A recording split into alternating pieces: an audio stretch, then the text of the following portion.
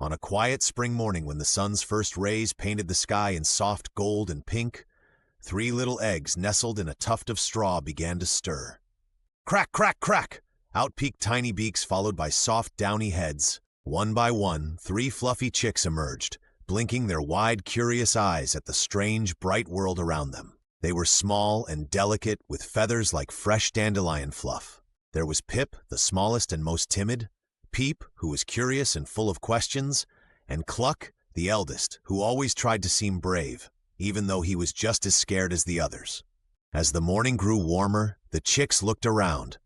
They expected to hear a warm, comforting cluck from their mother, to feel her feathers wrapped around them, shielding them from the crisp breeze. But there was nothing, just the rustling of leaves and the chirping of distant birds. Where was their mama? Pip's voice quivered as he spoke. Where's Mama? She's supposed to be here, right? Peep tilted her head, scanning the surroundings. Maybe she's lost and can't find us, she suggested. Her words carried a flicker of hope, even though her tiny heart felt unsure.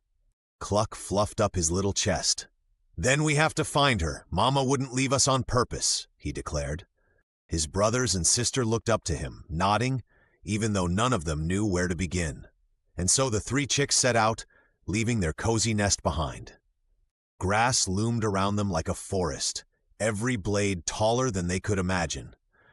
The world was big and full of sounds they had never heard before, and dangers they couldn't yet understand. Their first challenge arrived in the form of a bubbling brook. The water sparkled in the sunlight, and the sound of the current felt almost like it was laughing at the tiny chicks standing on the bank. Pip peered at the rushing water nervously.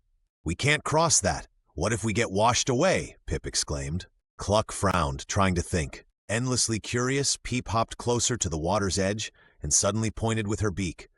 Look, a log, she chirped. Sure enough, an old mossy log had fallen across the stream farther down.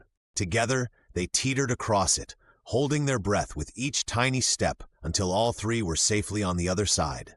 Their journey continued, but the challenges only grew tougher. As they pushed through the tall grasses, they found themselves in a shadowy patch of the field where a sly, slinking figure awaited. A fox. The fox licked his lips as his sharp eyes fixed on the 3 fluff balls. Well, what do we have here? He purred, his voice both charming and chilling. Cluck bravely stepped in front of his siblings, even though his little legs shook. We're looking for our mama, he said, his voice steady despite his fear. She's strong and big, and she'll be here any second. The fox narrowed his eyes, trying to gauge if the chick was bluffing. Oh, really, he drawled. But just as he took a menacing step closer, a loud honk echoed through the thicket.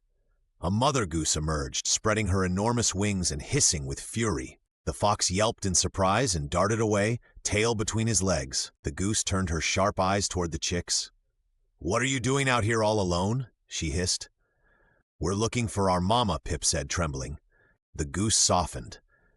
You'd better keep going then, she said, nudging them gently with her bill. This world is no place for little ones without a parent.